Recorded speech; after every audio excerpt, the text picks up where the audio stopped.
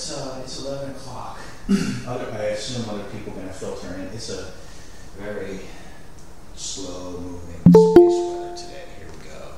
So we're gonna have sounds good. Show class. We're going to talk about turn back to look at the moon. The first custom posture from the second section.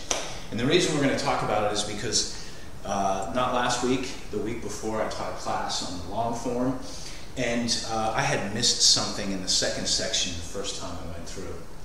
And for any of you that were around and remember when Gene was teaching, Gene was trying to teach TC's form, even though Gene had learned a different form, and people would really complain if he had missed something or left a detail out, something like this.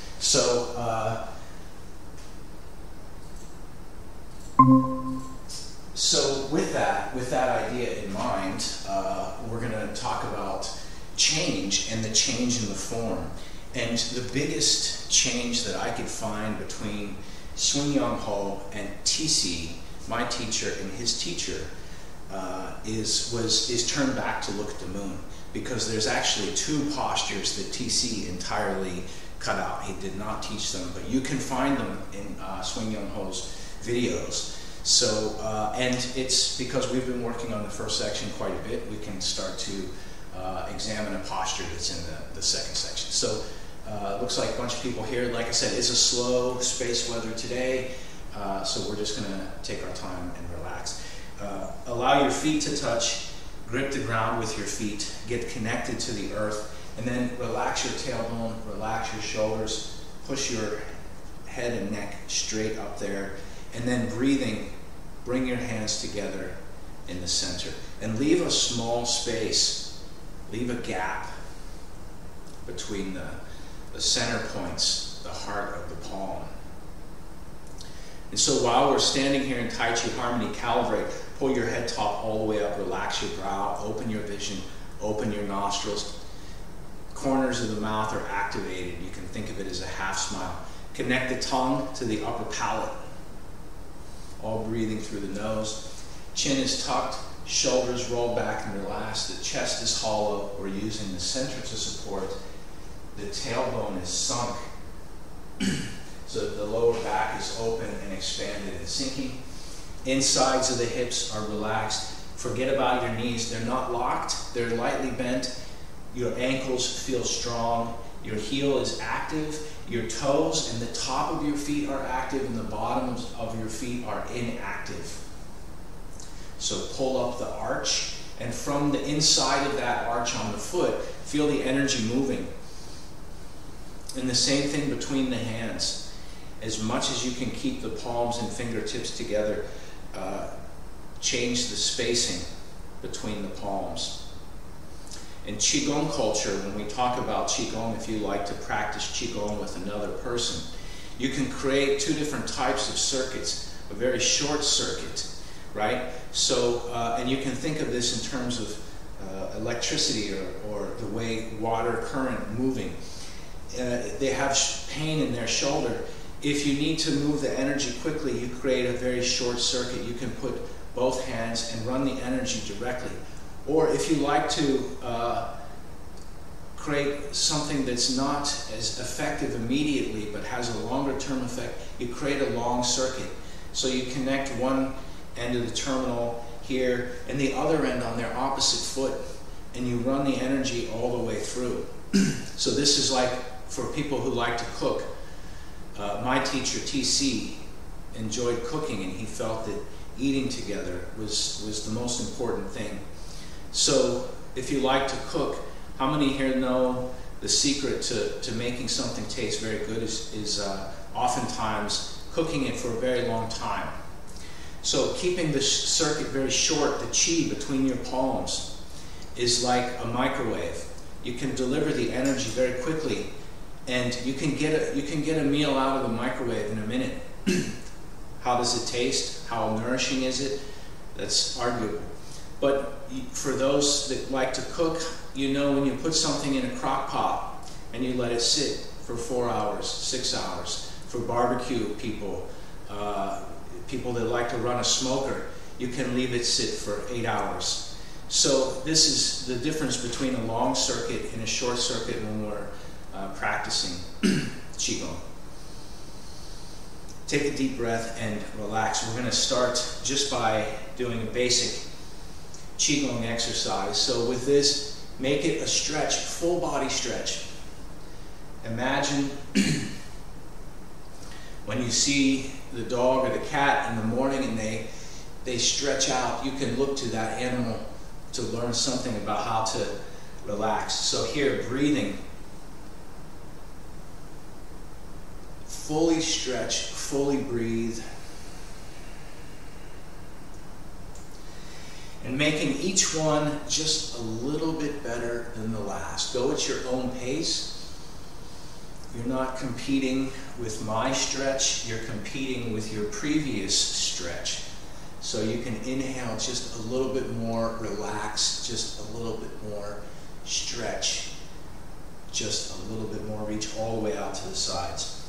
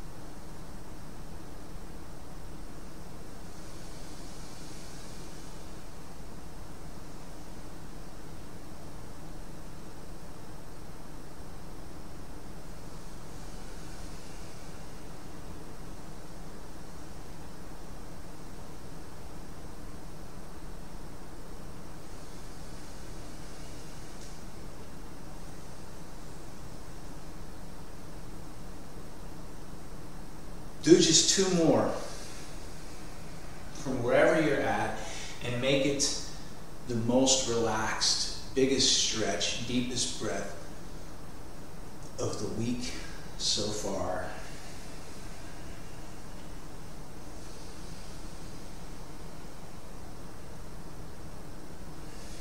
And when you finish, return back to Tai Chi Harmony. Make sure your feet are connected and then bring your hands together in the center, and then calibrate your Zhongding, the central equilibrium. Make that line that goes from the crown chakra through the center, between the center of the feet to the center of the earth, and connecting all the way up there as far as it goes.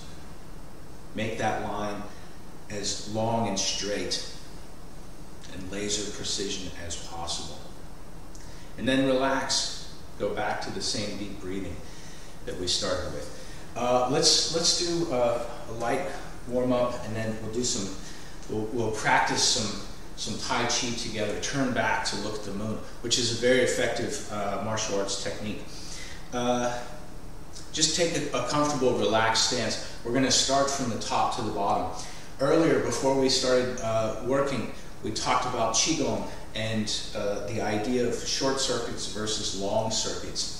And this, with Qigong and acupuncture culture, these are sort of principles, ideas, that the same way when we do the Tai Chi form, we want that central equilibrium to be straight the whole time. Even if we're doing something, Dibuhua, fold knees, we want to keep that straight line to be perfect.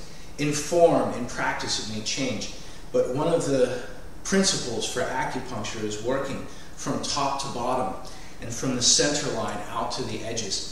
So when I do this warm-up in the beginning, it's very generic, it's very general, and we might refer to it as a Dao Yin, the soft yoga, right, the soft way.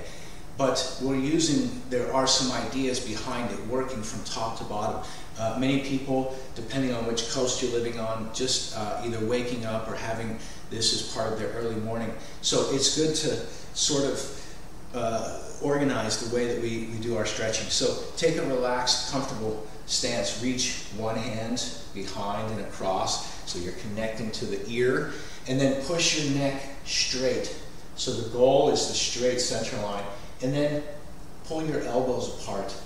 Line up your nose with your thumb. Keep the energy up there.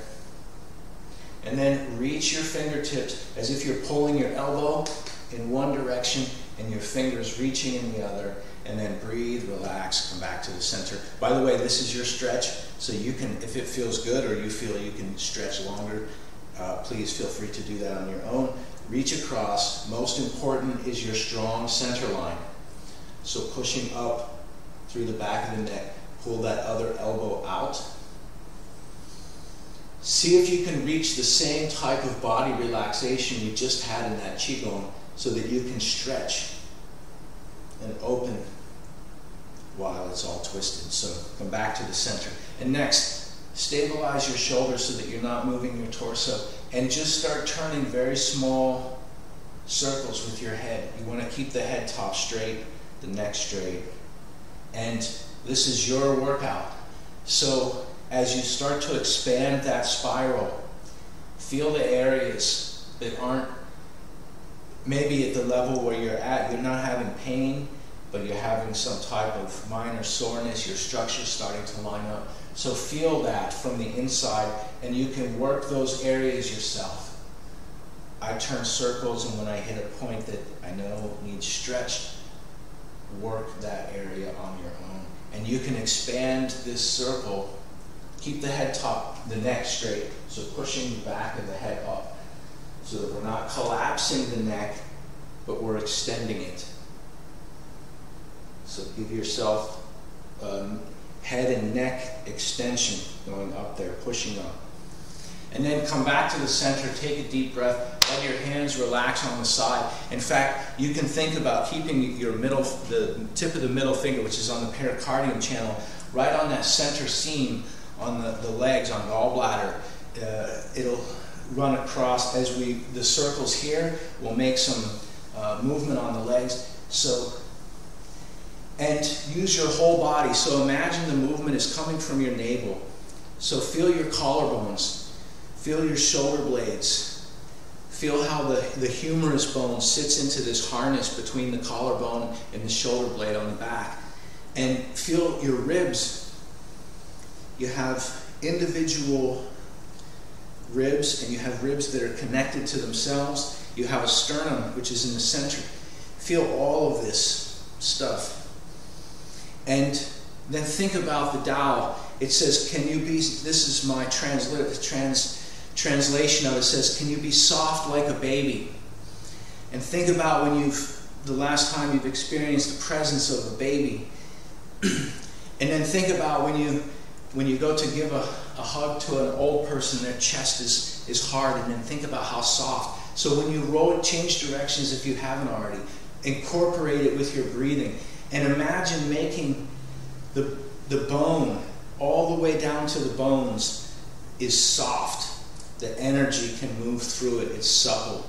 The Tao says that which is old and near death is hard and brittle. It says, but that which is young is soft and supple. So we can look at wood as the most primary example. All right, and then change rolling. So with the same idea of loosening your ribs down to the marrow of the bone inside your ribs. And think of wood. When it's old, when it's dead, it crumbles. But when it's young, it's green on the inside, and even with a heavy axe, you can't cut it. You have to cut with the grain to try to break through. This is when you see old people practicing Tai Chi, Kung Fu, Qigong for a long time. Their skin is still soft. They don't feel brittle. Come back to the center.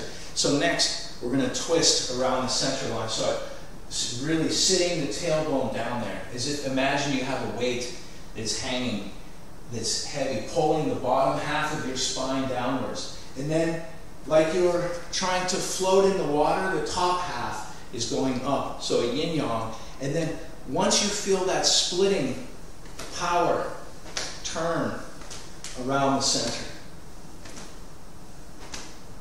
So the same thing we had talked about earlier during the Qigong. See how much you can relax. Allow your body to be soft and completely relaxed.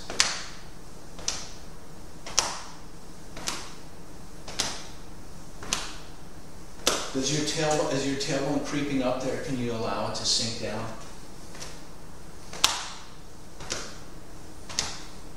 Remember the same long breathing that we started with the Qigong.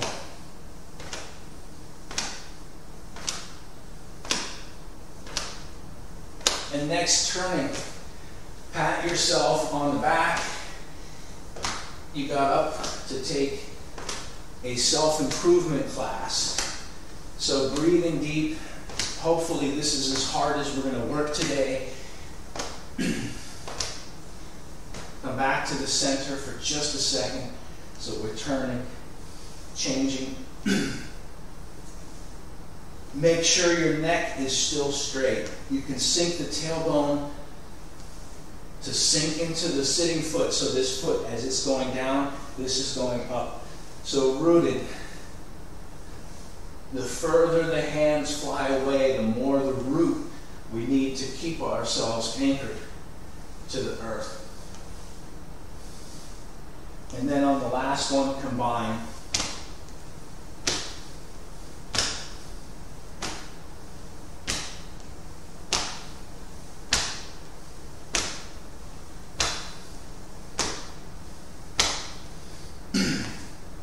When you finish, allow your feet to touch. Bring your hands together in the center. Straighten your neck, relax your shoulders. Connect the tongue to the upper palate. Lift the base of the torso. Breathing deep. And let's talk about two things real quick before we continue our stretching. When your feet can't touch, right? We say allow your feet to touch.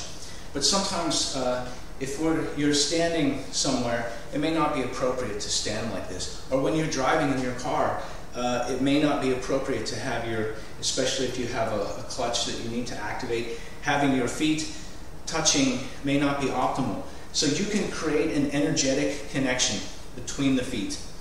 When they can't touch and be energetically connected, physically connected, you can make a connection. So if you recall these little green army men, they have a base. You can imagine the chi connecting between your feet like this base. So I say make your feet connected, but it's a principle of having the feet energetically connected in that way.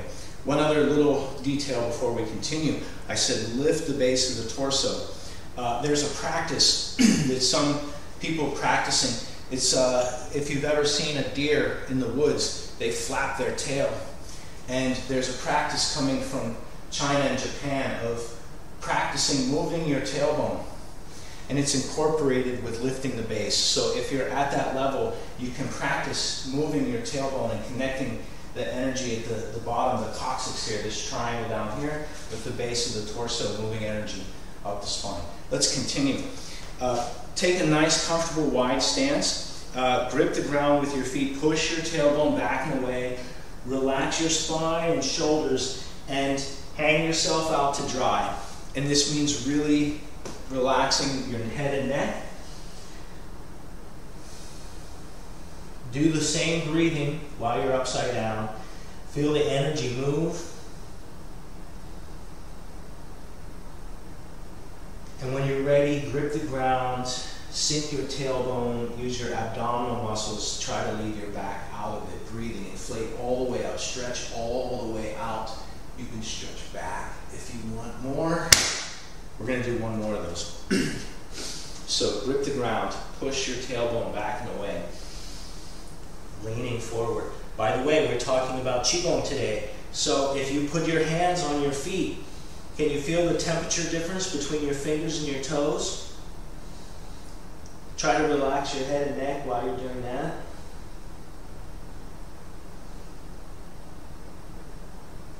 You can use physical touch to move the energy inside of yourself. So from your hands to your feet, this is a place to practice. balancing the energy from the top half to the bottom half. When you're ready, grip the ground, use your abs. The spine is just going along for the ride. Breathing deep, inflate, stretch all the way out. Go at your own pace and relax. Let's stretch the legs a little bit. So if I make my feet shoulder width wide and I step shoulder width deep so I have a square, I'm going to sit folding the inside of my hip, shake-qua, using the hand on the thigh, reaching forward. This is your stretch, so straighten your spine, straighten your neck. Breathe deep and sit with it for a minute. And if it's not a little bit sore, we don't want pain. Pain is the body's way of saying stop. But if you're not getting a stretch, sit deeper, breathe deeper, reach further so that you do have a stretch. And then when you're ready, just push forward like you're stepping. We're going to do that on the other side. So I'm stepping shoulder width wide, shoulder width deep, and then folding the inside of my hip so that my pelvis is going to sit with this other foot as the balance point. You can use the wall or something for stability. Make sure you're getting a stretch. So push your tailbone back and away, straighten your spine, breathe deep, and then sit with it for a second. If you're not getting a stretch, push a little bit further. And then when you're ready, activate the feet, grip the ground, pushing to stand up. Let's do one more thing, a balance exercise with the feet together, just raising one foot and turn circles. So make the circle that your toes make as large as you can make it, and change directions, go the other way.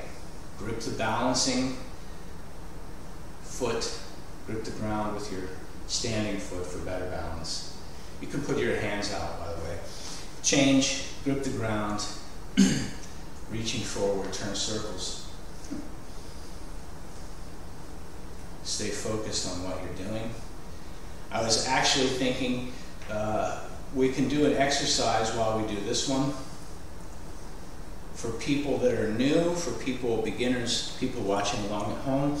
If you like to teach Tai Chi or Kung Fu in the future, you can remember this exercise for balance. Putting the hands out to the side is okay, but sometimes in the Tai Chi form, it's not correct with the form.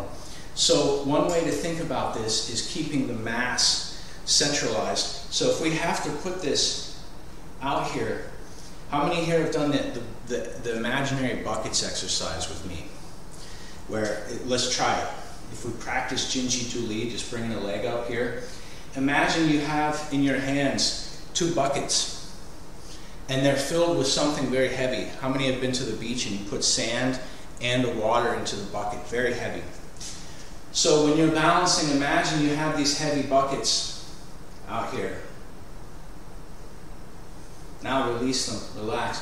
It's easier to balance when you have the weight. So this is the same when you see the circus performer on the high wire and they have a long stick. That gives them a big balance. So if you can do this with your mind, with the buckets, you feel the weight here. You can also do it here. Make your hands so heavy, but connect it to your center line. Connect it to your central support. And you can achieve a similar effect as the weight that's out here. But now, because we master balancers, we can keep that weight to our center, to ourself, and achieve the same type of effect. Let's do some, before I continue, anyone have thoughts, questions, comments? I'm rolling through a whole bunch of stuff here. For anyone that missed the beginning of class, today we're going to talk about turn back to look at the moon, which is the first sort of custom movement in the second section. And the reason that we're going to talk about it is we're going to talk about change and the principle of change and the idea of change in Tai Chi and how individual postures may change between individuals and the form may change between practitioners, but yet still be the same. So let's, if there aren't questions, if there's no thoughts, let's do the Tai Chi form. First section, transitioning into the second section, just up to turn back to look at the moon. And we're going to examine what that posture is, what it means, and how it's changed from my teacher's teacher to my teacher to myself. Let's begin. Pick a space somewhat to the right of center. Bring the head top all the way up. Relax the tailbone. Sink the energy all the way to the earth. Grip your feet. Breathing. Return to Tai Chi harmony. Lift the pelvic floor. Connect the tongue to the upper palate. Opening. Shoulder width wide. This is Tai Chi. Chi Chi. The start of Tai Chi. Breathing. Grasp the sparrow's tail right, step forward, left, ward off. Breathing, grasp the sparrow's tail, left, square step forward, right, ward off. Sinking back to the rear foot, turning 90 degrees, this is roll back. Join the palms, turn 90 degrees to the north, press. Sink back, shift forward for push. Look left, glance right, double press. Horizontal, split hands. The Alsha is hook, square step. Use your waist turn for power, single whip. Turning back to the north. This is called Ki, so I'll turn sideways so you can see the split. Square step, rolling up, turning 90 degrees. Crane, displaying its wings. Play the harp, brush knee, press. Square step, back. This is crane, displaying its wings. Play the harp, brush knee, press to the center. Brush knee, C-step, press. Breathing deep, brush knee, C-step, press. Wei Song Bao here. Holding the moon in the chest. Grip the ground. Punch. To the corner, Ban Shui. Facing straight forward, Lan. Shui is to the center. Ban, move, goes to the corner. Lan, we're facing due west, the power expands in all directions. Shui, focused, power due west. Ban Shui again. Corner. Moving west, expanding. Focus powers to the center. Ru Feng, Si Bi, turn, press, press. The waist turning gives the power. Return tiger to mountain. We're continuing to the second section. Form a T. Step to the square. Palm press to the center. Breathe deep. Roll back.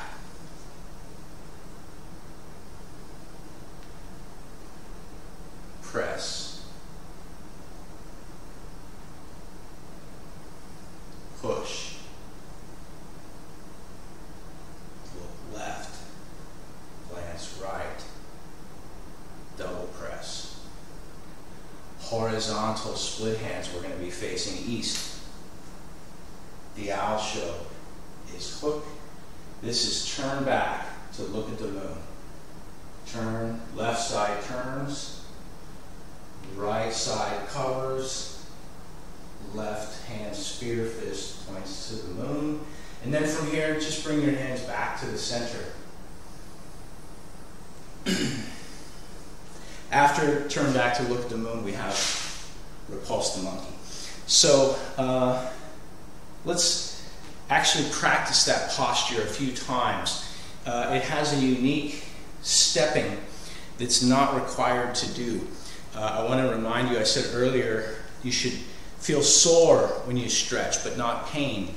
And so the same thing when we do this posture, I don't know ballet, but I have taught people that have mentioned that the footwork is located also in ballet practice. So if I just practice turning back and forth a few times, we're coming from hook, the owl shell, and facing in this direction. Something has come to my center. I have used the yin-yang shape to move that out of the center. And now I'm going to turn. There's an opponent. I know they're behind me. I can sense them. So my whole left side is turning. And before you practice along at home, just watch this first, right? So I have baggy pants on. So I'm going to turn my feet parallel this way and connect them, right? So if I shift a little bit, you can see, right, they're like this. You don't have to make them touch. My teacher would say, practice to what you can do. So if your hips are open that way, muscular tendon-wise, and can do that, you can practice and you can get into that ballet. But watch, this is also an opportunity for Bagua. If I face aligned with the camera, I can turn my foot this way. And when we do this turn, we don't want to come all the way up here, not past the top 3/4 of the calf, right? So turning, I can do this. But watch, I can start to practice Bagua, Kobu, Faibu, and end up in the same. So there's many ways to do it, but let's look at the thing.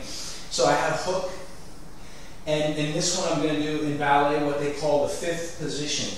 This is the 2 feet back to back, parallel. And then my left foot and hand have turned. Now my right side, turning here. And the left side is now going to appear through the center. Let's just, from the direction, we're going to just keep turning 180. So right hand does hook. Left side opens. Right side covers. Left side spear fist. Relax. Hook. Turn back to look at the moon. Left side. Right side. Spear fist. Hook. Brian? Yeah, question, go ahead. I assume if your feet don't do a full 5th position, which mine definitely don't, would you recommend that you do a little pivot on the front of the foot to get parallel at the end, or take an extra step? Okay, so this is a good question, and it's exactly what I was driving at with my commentary about the stepping in the beginning. To answer the question, in a martial arts application, you would not use the ballet's 5th position. It would be highly unlikely.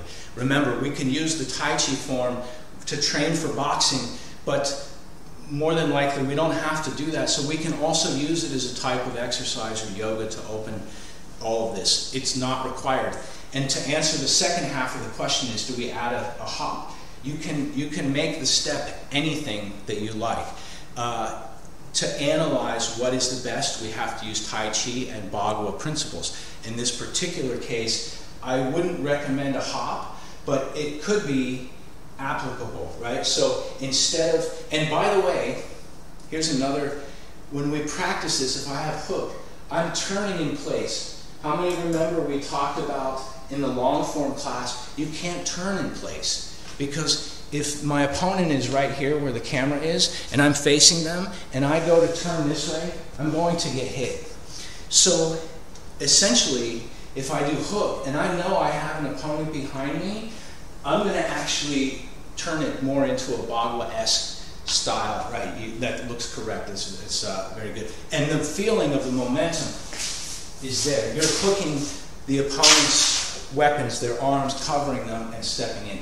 So this let's continue. Let's practice it a few more times, and then we'll analyze what's happening with the arms. So we have hook, and then however you like to step. Fifth position, kobu, hook step. You could hop to get to the second one, right? However you like to do it is fine. Hook, turn, cover, go. So we have hook.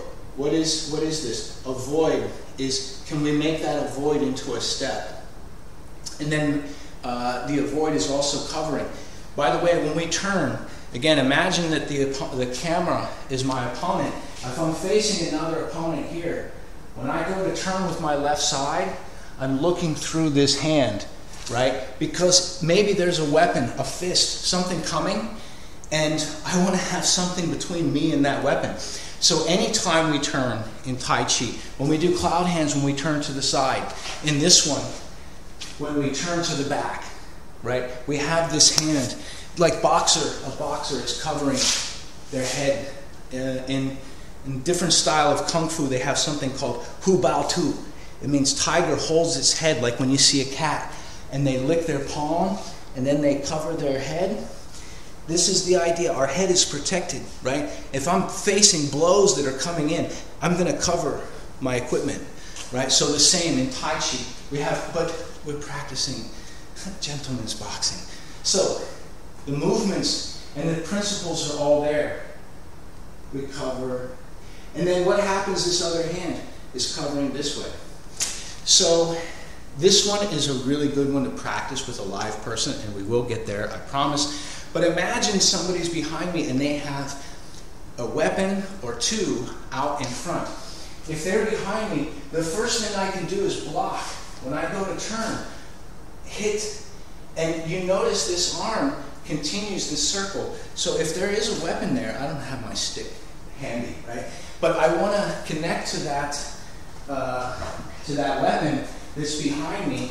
If this weapon is here, when I turn back to look at the moon, when I turn, I want to connect to this, and I can stick to it the whole time if you know push hands. So, turning, connect, and I want to almost hang on, but we don't grab. And then this other hand comes over. So using this movement, remember at the end of the third form, for Bailian, for lotus kick, we have this type of movement. So now here's the same thing.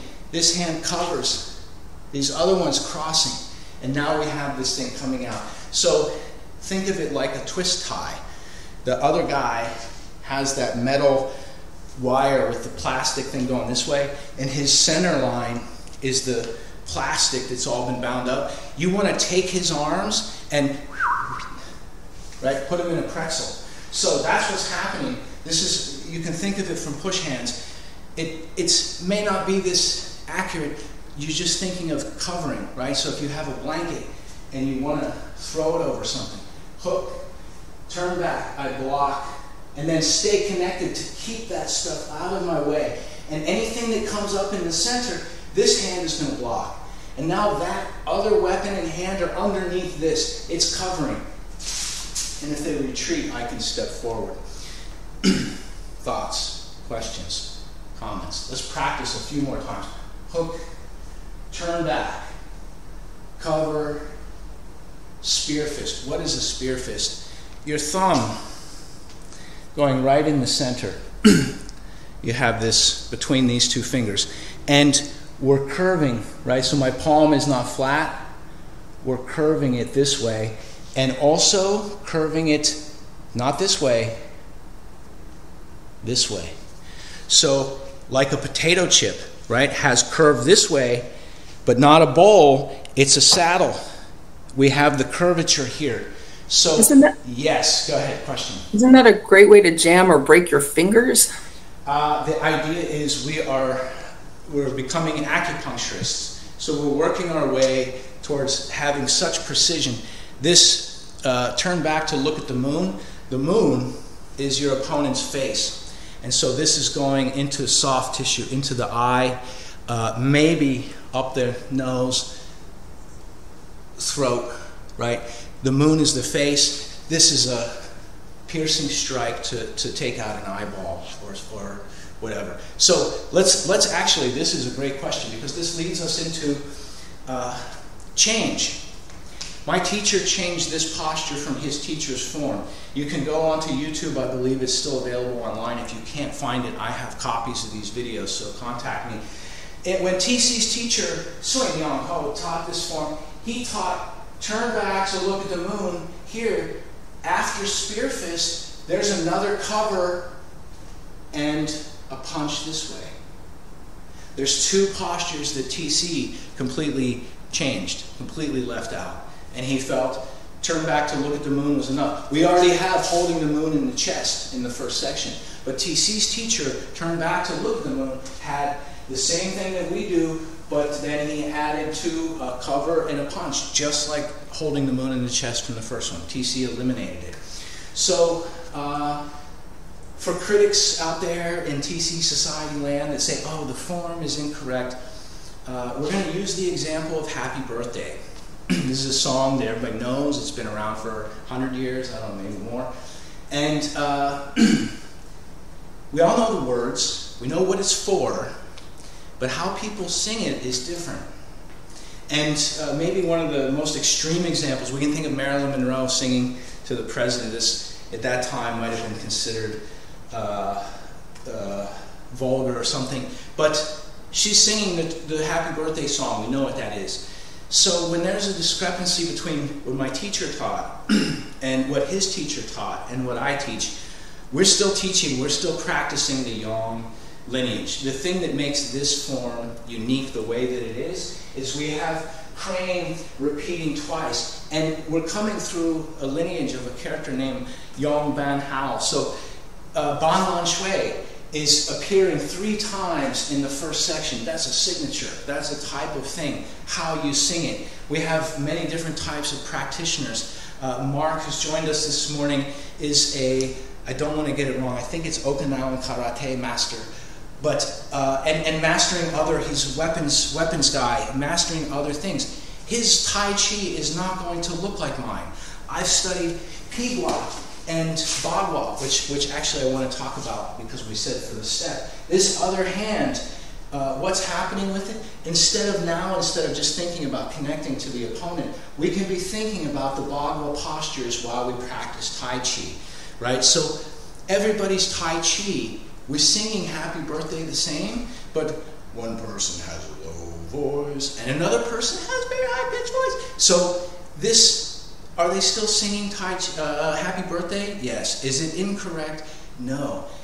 We have to look at what comprises it to make it. So let's add one more detail, and that's this hand that's coming around for spear fist. We're now going to do some qigong in our Tai Chi, and you're going to rub past your ribs.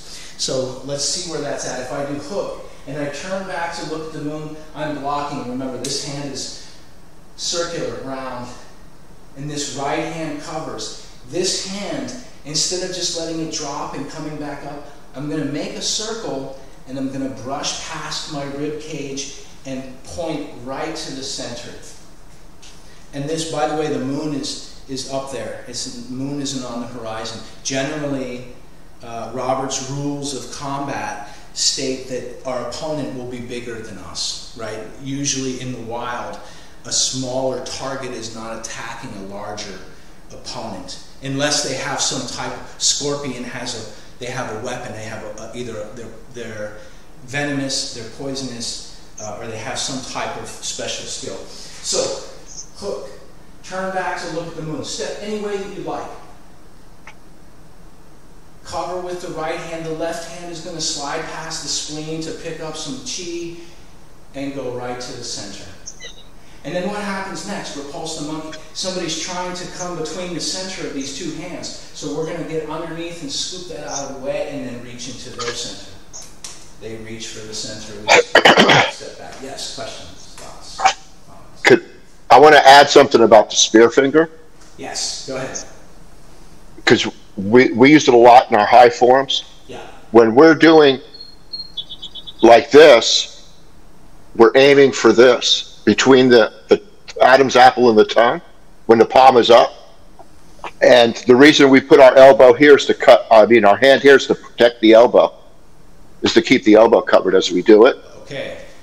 And then when we go for the eyes, it's the same position except we open our fingers like this so it can clear the nose as it comes in. Yeah. So our fingers are doing that, live long and prosper thing. But so it can clear the nose when we do that. When we're doing fingers together, we're trying to get right here. Yes. And that hurts a lot. Yeah, my teacher taught this one as the soft tissue in the throat, and exactly what Mark just said. For the people watching the YouTube at home, you won't have a chance to have seen that portion of Mark talking. But this, what he was saying is this spear fist is really quite good for jamming here. And this tissue, the Adam's apple and the throat portion above it and just below it, only take a few ounces, maybe pound of pressure to break that, especially moving at speed. So that kind of jab, yeah, it's you want to make sure that you. I've done this type of training for boxing to understand how to put chi into my fingers, so I don't recommend practicing that without some type of instruction or strategy to protect your fingers. But think of it like this. Remember, the eye takes even less pressure than this to injure and cause them to not be able to see, even if you only get one eye. Oh, the other thing that Mark was saying is for the eyes, for the spear fist, you can split it at the end to clear the nose so that you make sure you get both. This, again, Tai Chi is in the classics is referred to as a gentleman's boxing art. And these type of turn back to look at the moon would be considered violent. If you break somebody's windpipe, they could potentially die from not being able to breathe correctly, depending on the power that you used. And blinding someone, if you turn back to look at the moon, even with minimal power, perhaps for life. And these are very extreme type of measures. Because we're here at this point, I actually want to talk about something in regards to our idea for self-defense. And I want you to think about your opponent as a circle.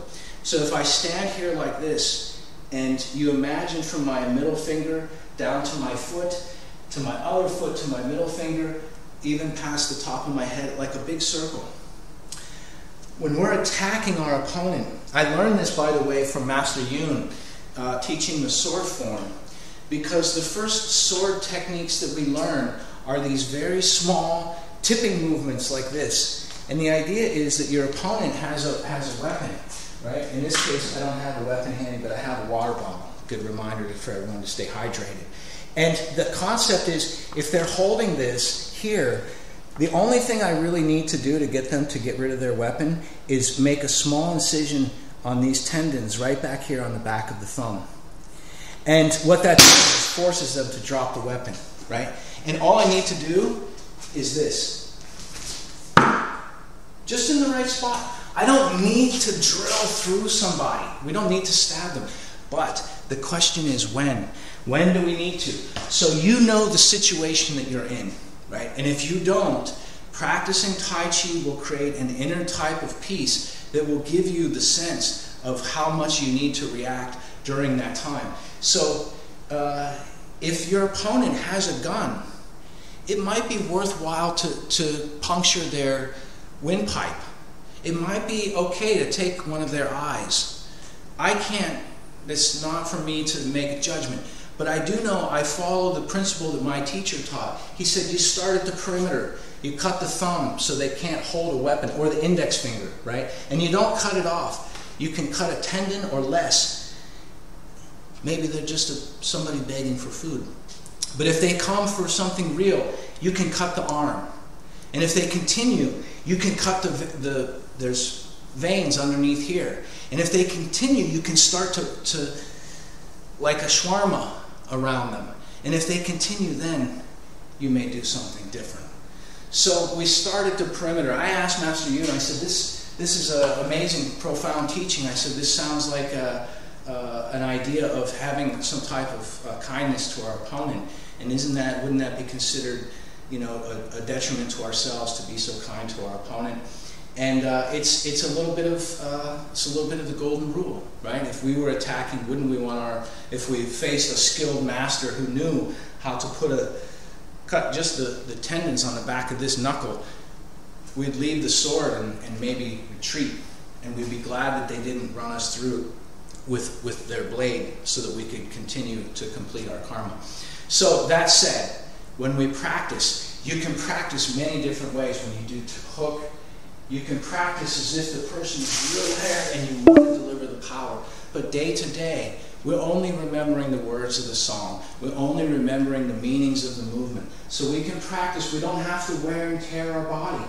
We can practice almost as if we're meditating. Just the slow, just keeping the body moving. This is the idea of change. And before class is up, we're getting a signal saying we got about 10 minutes left. I made some drawings here, right, so you guys can look at. And we see a couple of drawings. This is the yin-yang. What's this one mean? This one down here. So if I didn't change my teacher's form, we would have this. We would still have Taiji, yin and yang, and all the principles would be correct. But this bottom one here, this is the symbol for feng shui. It means wind over water. It's static. It's like the things that you put in your house. You put a chair here, and a fruit bowl there, and a plant over there, and it's static. It doesn't move. This one means, the Taiji symbol means that the movement, we see this S shape, indicates movement. It means they're still turning. In fact, they've turned so much that some of as this black turns this way, some of the black has been left behind in the white, and vice versa. One of the easiest ways to visualize this is with coffee. If you take cream in your coffee, you have black, and you take the cream and add it slowly and watch how it changes. It's dynamic. This one is a graphic representation that the cavemen made to indicate. And what is change? Okay, so change consists of two elements. We could talk about many more, but at the basic, we have a duration. How long does it take for the change to occur? And then we have an amount. How much change is there? We could talk about velocity and direction and all these other things, but there's basically two elements to change. How much and how long does it take? So before we close out, let's do some Tai Chi for our closing Qigong. We'll do 4 corners. So if you're confused, just take a seat. But if you know the movement, let's close with 4 corners. Scoop, step, press. Turning to look. Right side opens. Left side follows.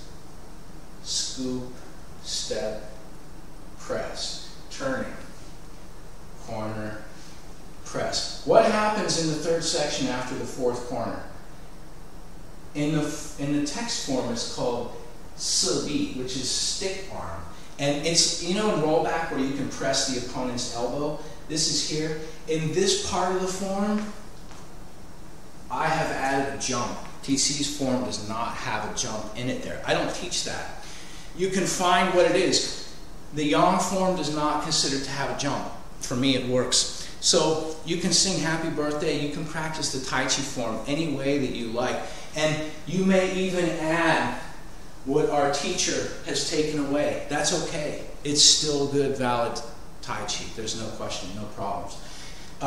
Let's just close. I don't know how much time we have. Same way we started, just breathing, stretch out.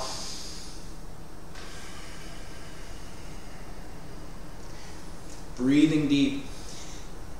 The study of Tai Chi is ultimately the study of change. We talked about the Tao, and then we have the I Ching. The I Ching means Book of Changes.